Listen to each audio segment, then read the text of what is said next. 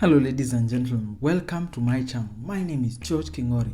I'm your online finance guy who speaks about all things finance. How you can be able to save, how you can be able to grow, and how you can be able to improve your financial outlook. And today I'm going to speak about a topic that is of interest to me as an investor in an African utility company.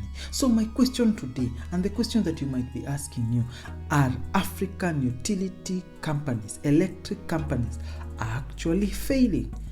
Why do I speak of this? Because of news like this.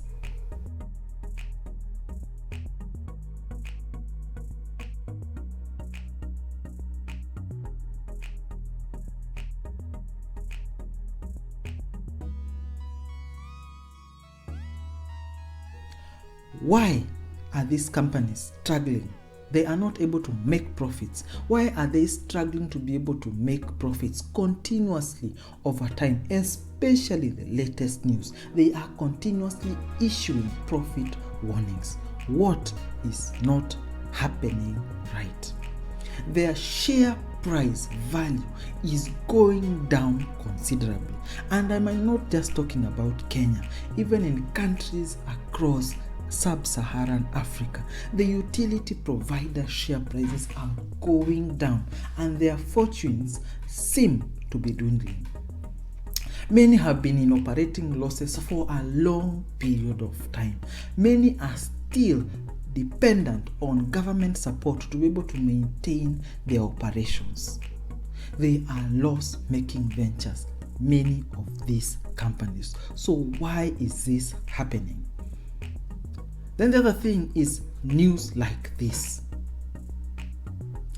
Theft and fraud is so prevalent in these organizations. There is so much news on theft of resources, corruption and fraud, theft of assets that have been set aside by the company, theft of money that has been received by the organization. So in collection of these monies, there is corruption. In distribution of this money, there is corruption. In funny tenders and such other things. And this is not just in Kenya, but in many African electric utility companies.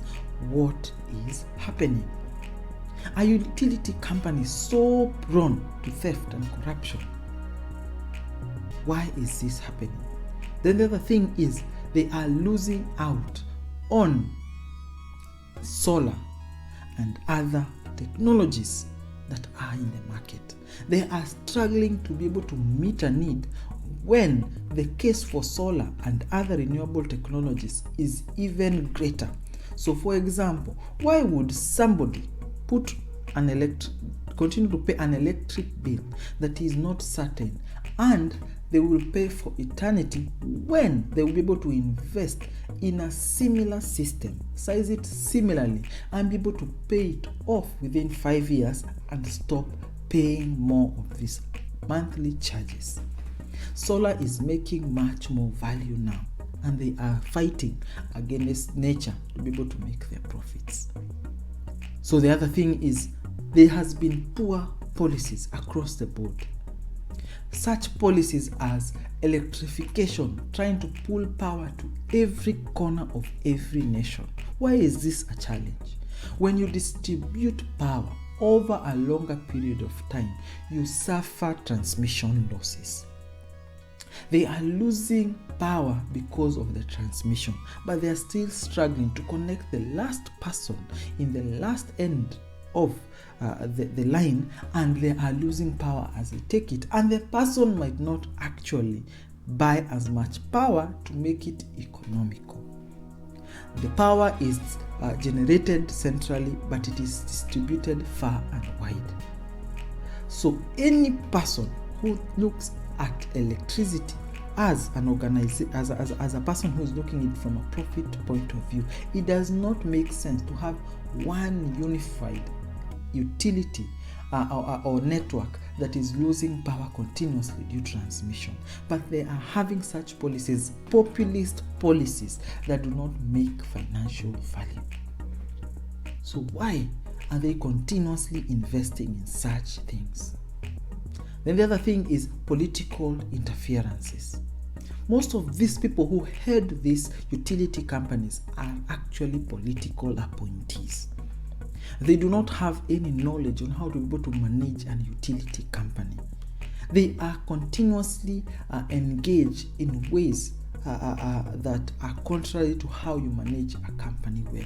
They are in the profit losses, and they are continuously doing counterproductive policies and measures because they are not qualified. They are just politicians.